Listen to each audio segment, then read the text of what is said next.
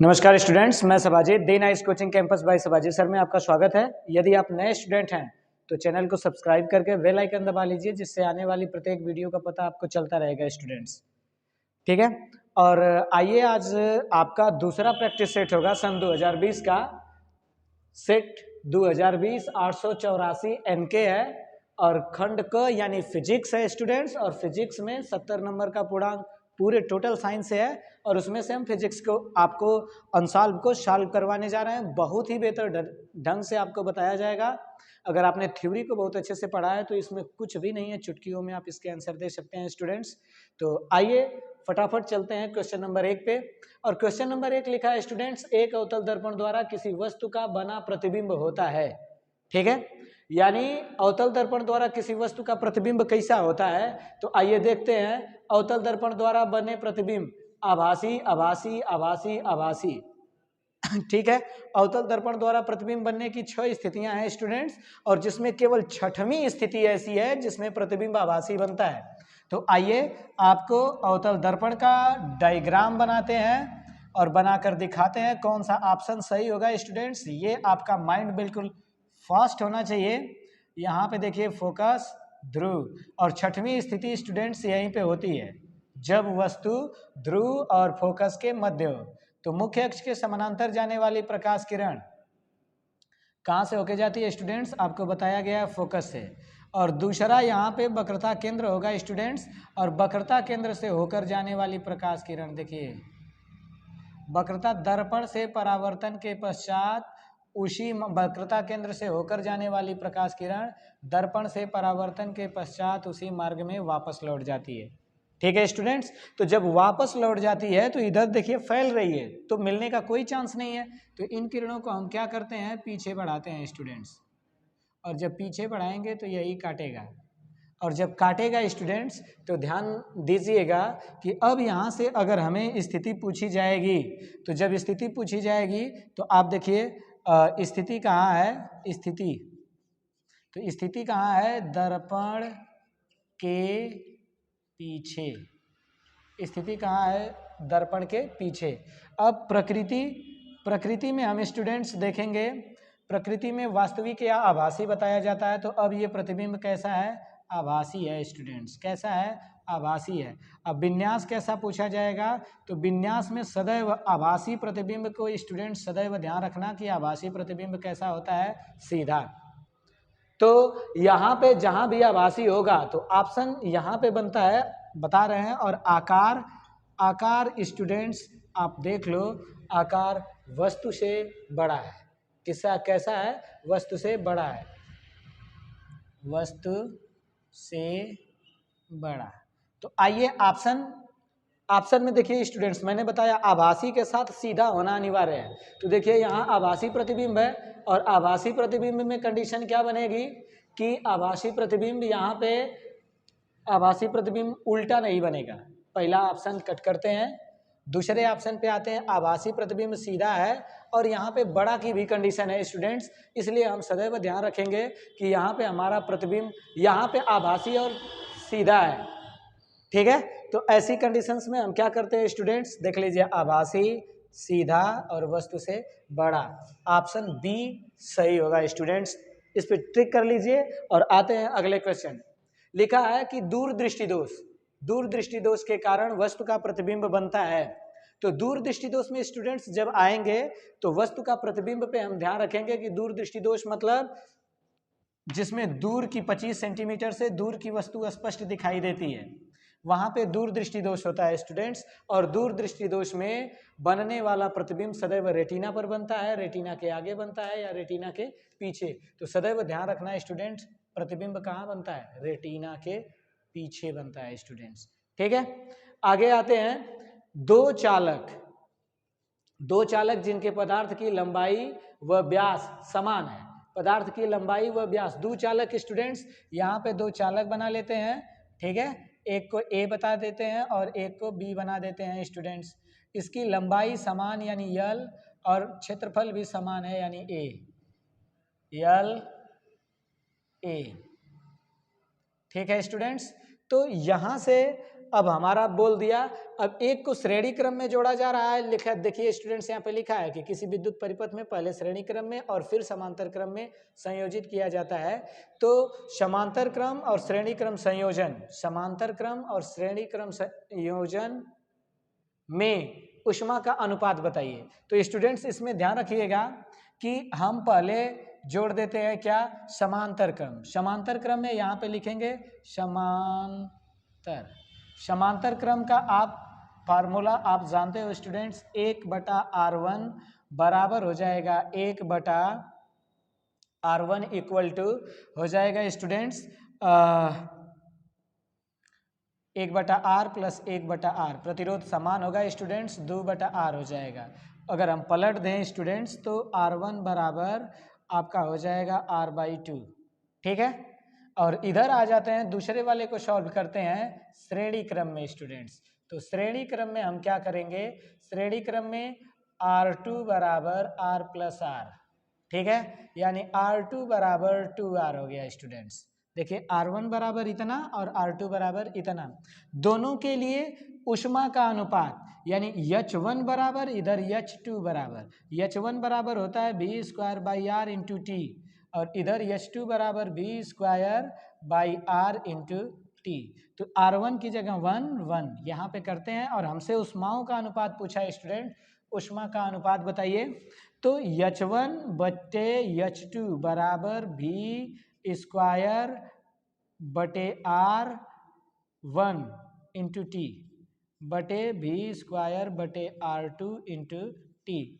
तो देखिए V² से V² कट जाएगा, V² से देखिए ये V² से V² टी से टी, यानी ये बचा हमारा 1/R1 पूरे के बटा 1/R2, यानी हम इसको ये भी बोल सकते हैं कि हमारा हो जाएगा R2 ऊपर चला जाएगा स्टूडेंट्स, या 1/R1 गुणते R2/R1 मीन्स R2/R1 हम लिख सकते हैं। अब दोनों का मान रख दें स्टूडेंट्स, यहाँ पे हो जाएगा H1/H2 इक्वल टू R2 का मान स्टूडेंट्स यहाँ पे R2 का मान है 2R पूरे के बटा स्टूडेंट्स ये हो जाएगा R1 का मान R/2, ये ऊपर चला जाएगा स्टूडेंट्स, R से R कट जाएगा, ये 2 × 2/1 मीन्स 4/1 मीन्स 4 संबंध है, 1 का अनुपात आएगा स्टूडेंट्स, यानी ऑप्शन आपका सी सही होगा। स्टूडेंट्स इसका ध्यान रखिएगा, यानी शॉर्ट स्क्रीन मार लीजिए स्टूडेंट्स, ये हमें बताना ना पड़े, जगह आपके लिए कंफर्टेबल है, आप इसका शॉर्ट स्क्रीन मार लीजिए, ऑप्शन को देख लीजिए और हल करके ही ऑप्शन के क्वेश्चन को सॉल्व करने की कोशिश करें। स्पीड आपकी फास्ट होनी चाहिए स्टूडेंट्स, इतना ध्यान रहे। ज़्यादा समय न लेते हुए हम आगे आते हैं और आपको बताते हैं बिजली के बल्ब में फिलामेंट किसका बना होता है स्टूडेंट्स। तो बिजली के बल्ब में आपने वीडियो देखा होगा स्टूडेंट्स, तो ध्यान रखिएगा, मैंने बिजली का बल्ब बनाया था, ये ऐसे करके तांबे के जिंक के 2 टाँके होते हैं, चपड़ा लगा देते हैं और चपड़ा के बाद हम करते क्या है स्टूडेंट्स कि यहाँ पे ऐसे करके इसको बढ़ा लेते हैं स्टूडेंट्स, टाइम नहीं है, थोड़ा सा ध्यान रखिएगा, और यहाँ पे फिलामेंट लगाते हैं और फिलामेंट में हम सदैव ध्यान देते हैं ये कांच का तार हो जाएगा स्टूडेंट्स, और ये हमेशा ध्यान रखेंगे टंगस्टन का बना होता है, फिलामेंट जो होता है टंगस्टन का बना होता है, ठीक है। तो ऑप्शन में चेक करते हैं और ऑप्शन में नाइक्रोम लिखा है, नाइक्रोम को स्टूडेंट मैंने आप लोगों को बता रखा है कि पिछली वीडियो में नाइक्रोम का तार बनेगा आपका विद्युत स्तरी जिसको हम प्रेस बोलते हैं, और दूसरा बनेगा नाइक्रोम का तार इसमें विद्युत हीटर में स्टूडेंट्स, हीटर में बनेगा जिसमें nichrome nickel plus Cr chromium होगा, 80% ये होता है और 20% ये होता है स्टूडेंट्स, सदैव इसका हम ध्यान रखेंगे। और ये हो गया, तो आते हैं हम टंगस्टन पे क्लिक करते हैं, ज़्यादा ना ध्यान देते हुए, क्योंकि अगले क्वेश्चन को भाई आप इसमें से जो आएगा बहुविकल्पी को मैं एक्स्ट्रा आपको बताते जा रहा हूँ, आप इसका ध्यान रखिएगा स्टूडेंट्स। और हम आते हैं अगले क्वेश्चन नंबर 2 में स्टूडेंट्स। ये 2020 का है जिसमें 4 क्वेश्चन थे। मैं क्वेश्चनों की इंपॉर्टेंट क्वेश्चनों की संख्या बढ़ाना चाहता था, परंतु कभी कभी आप अनसॉल्व लिए हैं स्टूडेंट्स और कहेंगे कि सर इसमें नहीं दिया है, कहाँ से सॉल्व करा रहे हैं, इसलिए जो अनसॉल्व में दिया है मैं उसी अनसॉल्व को सॉल्व कर रहा हूँ स्टूडेंट्स। और अनसॉल्व में अगर कोई मिस प्रिंट हो तो सदैव ध्यान रखना, हो सकता है कि मैंने अनसॉल्व में देखा है इसका आंसर ये दिया था, जबकि आभासी प्रतिबिंब जो छठवीं स्थिति है स्टूडेंट्स बड़ा बनता है, बी सही होगा। इसमें भी आप ध्यान रखिएगा, ये सही है टंगस्टन का फिलामेंट। अब आते हैं दो में, और ये 2 नंबर के क्वेश्चन है स्टूडेंट्स, ध्यान रखिएगा कि ये 2 नंबर के क्वेश्चन है। और 2 नंबर के क्वेश्चन में हम क्या करेंगे कि उसका आंसर पहले क्या करेंगे, यहाँ पे देख लेते हैं। निम्न चित्र में से निम्न चित्र में दर्शाए अनुसार एक प्रकाश किरण माध्यम ए से बी में, यहाँ पे ये फिगर है स्टूडेंट्स, ये चित्र है, यहाँ का चित्र यहाँ है, उधर जगह नहीं थी, तो ये माध्यम 1 है, माध्यम 2 है, यहाँ पे 60 अंश है, यहाँ पे 45 अंश है। ठीक है स्टूडेंट्स, तो ए से बी में प्रवेश करती है, ए से बी में यहाँ पे देखिए स्टूडेंट्स प्रवेश कर रही है। फिर पूछ रहा है चित्र देखकर बताइए कि कौन सा माध्यम सघन है, चित्र देख के बताना है स्टूडेंट। सबसे पहले बात जान जाइए कि आप कंफ्यूजन में हो के यहाँ पे इसे आपतन कोण मत समझ जाइएगा। डेरिवेशन में आप ध्यान रखिएगा, अभिलंब और आपतित किरण के बीच बना कोण आपतन कोण होता है। तो ये टोटल 19 डिग्री है स्टूडेंट्स, ठीक है। यहाँ पे देखिए ये टोटल 19 डिग्री है, यहाँ से यहाँ तक लेके, तो हम I बराबर क्या करेंगे 19 माइनस 16, यानी आपतन कोण का मान आ गया स्टूडेंट्स कितना, 30 अंश। ठीक है, और यहाँ पे देखिए अभिलंब और ये वाला स्टूडेंट्स टोटल 90 है, तो R बराबर 90 माइनस 45 इक्वल टू 45, 45 अंश हो गया स्टूडेंट्स। दोनों का ध्यान रखेंगे, I और R का मान आ गया। तो अब आप ध्यान रखेंगे कि यहाँ से देखिए प्रकाश किरण प्रवेश कर रही है, लेकिन अभिलंब ये देखिए, ये अभिलंब से क्या कर, ये अभिलंब है, आना चाहिए अभिलंब की ओर झुक जाती है, कब, जब सघन से विरल में प्रवेश करती है तब। लेकिन यहाँ क्या कर रही है, दूर हट रही है, इसका मतलब कि ये माध्यम सघन है और ये माध्यम विरल है। ध्यान रखिए, फिगर को ही देख के आप जान जाएंगे स्टूडेंट्स। तो फिलहाल सॉल्व करते हैं और इकट्ठा आंसर लिखते हैं। तो हम क्या लिखेंगे, स्नेल के नियम से, और स्नेल का नियम स्टूडेंट्स क्या बोलेगा, स्नेल का नियम बोलता है n equal to sine i upon sine are.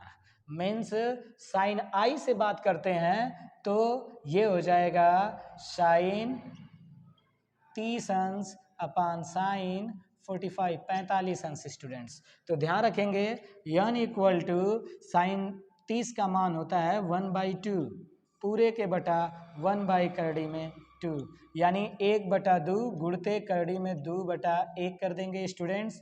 ठीक है, आप इसे ये भी लिख सकते हो 1/करड़ी में 2 इंटू करड़ी में 2, 2 बार लिख सकते हो, या इसको ऐसे भी आप कर सकते हैं, यहाँ में 2 करड़ी के रूप में रहेगा स्टूडेंट्स, सदैव ध्यान रखें। तो इसे 1/करड़ी में 2, 1/करड़ी में 2 ये लिख सकते हैं, गुणते करड़ी में 2/1 कर सकते हैं, 1 से 1 कट जाएगा स्टूडेंट्स, यानी n इक्वल टू 1 अपान करड़ी में 2, या इसे जब मान रख के सॉल्व करेंगे 0.707 आएगा स्टूडेंट्स। ध्यान रखना, ये 2 नंबर का क्वेश्चन है स्टूडेंट्स, डायग्राम बना के इसको पूरा सॉल्व करेंगे, आपको श्योर 2 में 2 नंबर मिलेगा। लेकिन यहाँ पे ऐसे हल लिख के और क्या लिखेंगे, पहले ऊपर प्रश्नोत्तर, ऊपर से लिख देंगे प्रश्नोत्तर 2 का क, फिर हल, फिर ये सारा विवरण। आपको 2 नंबर मिलेगा स्टूडेंट, एकदम श्योर है, 60 स्क्रीन मार लीजिए, आपके लिए काम करेगा स्टूडेंट्स। ठीक है, और इसके बाद आते हैं अगले क्वेश्चन पे। इधर का सारा सॉल्व हो चुका होगा स्टूडेंट्स, इधर के क्वेश्चन पे आते हैं, और इधर के क्वेश्चन में भी काफ़ी जगह है स्टूडेंट्स, आपको आसानी से हम बता सकते हैं। और अगले क्वेश्चन पे आते हैं, और अगले क्वेश्चन में स्टूडेंट्स ये है हमारा 2 नंबर का सामने क्वेश्चन, और लिखा है कि किसी निकट दृष्टि दोष से पीड़ित व्यक्ति का दूर बिंदु नेत्र के सामने 80 सेंटीमीटर की दूरी पर है। तो हमने एक बात बताया है स्टूडेंट्स, अगर मैटर 100 सेंटीमीटर के आसपास हो, ये 80 के पास पहुंच गया है, और अगर u का मान, वस्तु का मान कुछ न दिया हो, तो ऐसी कंडीशन में हम u का मान क्या रख लेंगे स्टूडेंट्स, अनंत रख लेंगे। तो यहाँ पे देखिए u का मान कहीं नहीं दिया है, v का मान दिया है 80 सेंटीमीटर की दूरी पर, तो हम तुरंत लिखेंगे u बराबर माइनस अनंत। माइनस क्यों रख रहे हैं स्टूडेंट्स? इन्फिनिटिव, क्योंकि वस्तु सदैव ऋणात्मक होती है। आप लाइट वाले प्रकाश के वीडियो में जाके देख लीजिएगा, ध्यान रखिएगा। u का मान सदैव ऋणात्मक, v का मान जब नेत्र में बात करेगा, नेत्र लेंस में, तो इसका मान कभी किसी स्थिति में हमेशा ऋण ही लेना है। ये भी सदैव ऋणात्मक किसमें होगा? मानव नेत्र में, यानी माइनस 80 सेंटीमीटर। ठीक है स्टूडेंट्स, तो यह बराबर हम क्वेश्चन मार्क करेंगे क्योंकि हमसे पूछा है p बराबर क्वेश्चन मार्क। ठीक है स्टूडेंट्स, तो हम इसको सॉल्व करते हैं और इधर का आप मिटा भी सकते हैं स्टूडेंट्स आसानी से। आप शॉर्ट स्किन न मारे हो तो शॉर्ट स्किन उसको मार लीजिए स्टूडेंट्स। ठीक है, और हम इसको मिटाने जा रहे हैं क्योंकि इधर के अब सवाल का कोई मतलब नहीं है। जगह मिलेगी तो हम आपके सामने थोड़ा बड़े अक्षरों में लिख लेंगे स्टूडेंट्स, ये ध्यान रखेंगे।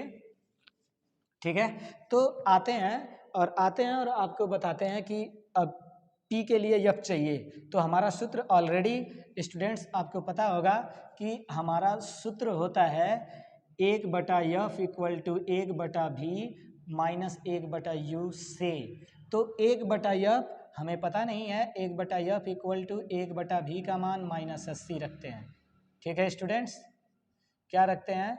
माइनस 80, और इसका इन्फिनिटिव। ठीक है, तो ये पूरा मैटर खत्म हो जाएगा। 1/f इक्वल टू माइनस ये बचेगा, यानी f इक्वल टू cm बचेगा स्टूडेंट्स।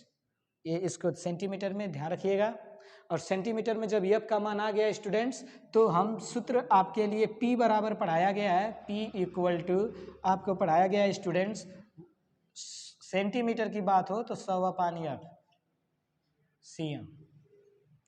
ठीक है स्टूडेंट्स, तो यहाँ पे हो जाएगा 100 और पूरे के बटा हम लिख देंगे 80। ठीक है स्टूडेंट्स, तो पूरे के बटा जब 80 लिख देंगे, 0 से 0 को काटेंगे।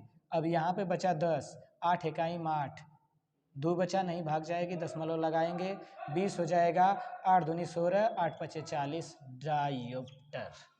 ठीक है स्टूडेंट्स, ये आपका 2 नंबर का क्वेश्चन है। मान ऐसे रखेंगे स्टूडेंट्स, मान रख के अगर ऐसे सॉल्व करेंगे तो आप आंसर को लिख सकते हैं। और देखिए ये ऋण चिन्ह के साथ था स्टूडेंट्स, तो यहाँ पे ऋण चिन्ह और यहाँ पे भी ऋण चिन्ह बताना पड़ेगा। ठीक है स्टूडेंट्स, तो आप इसका ध्यान रखिएगा कि लेंस की क्षमता क्या होगी। प्रकृति कैसी है? तो प्रकृति ऋण में बना है स्टूडेंट्स, आप इसको बता सकते हैं कि ये अवतल लेंस होगा। ठीक है, अब आपका अगला और इम्पोर्टेंट क्वेश्चन है जिसकी व्याख्या हमें करनी है स्टूडेंट्स। शॉर्ट स्क्रीन मार लीजिए और आते हैं अगले क्वेश्चन पे। तारे टिमटिमाते क्यों हैं स्टूडेंट्स? तो तारों के टिमटिमाने का मुख्य कारण आपको बता दिया गया है पिछले वीडियोस में, आपको प्रकाश के अपवर्तन में। तो अपवर्तन लेसन लिया गया स्टूडेंट्स, तो आप सीधे से जान जाओ कि अपवर्तन का मतलब कि जब प्रकाश किरण एक माध्यम से दूसरे माध्यम में प्रवेश करती है तो उसके मार्ग में विचलन उत्पन्न होता है, और इसी घटना को प्रकाश का अपवर्तन कहते हैं। इतनी बात लिखने के बाद अब लिखेंगे तारों का टिमटिमाना। तो तारों के टिमटिमाने में जब हम नीचे हैं स्टूडेंट्स तो वायुमंडल में हैं, और ऊपर जाते हैं तो निर्वात की स्थिति बन जाती है। अर्थात प्रकाश किरण जो होती है, प्रकाश किरण यहाँ पे 2 माध्यम का निर्माण करते हैं। एक माध्यम से दूसरे माध्यम में जा रही है स्टूडेंट, तो जब सघन से विरल में जाएगी तो अविलंब से दूर हटती है।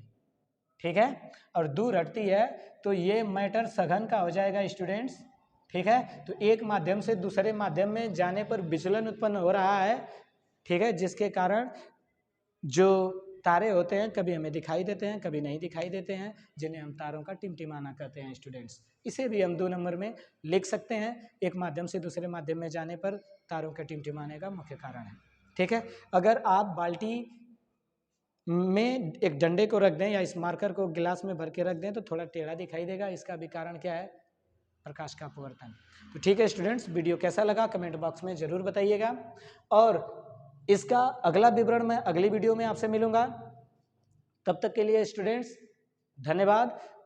क्योंकि क्वेश्चन नंबर 3 से लेके क्वेश्चन नंबर 4 2 क्वेश्चनों का हल फिजिक्स का मैं कल करवाऊंगा, उसके बाद फिर केमिस्ट्री का आपको मिलेगा वीडियोज स्टूडेंट्स। तो यहीं से मैं अपनी बाड़ी को विराम देता हूँ। धन्यवाद, नमस्कार स्टूडेंट्स।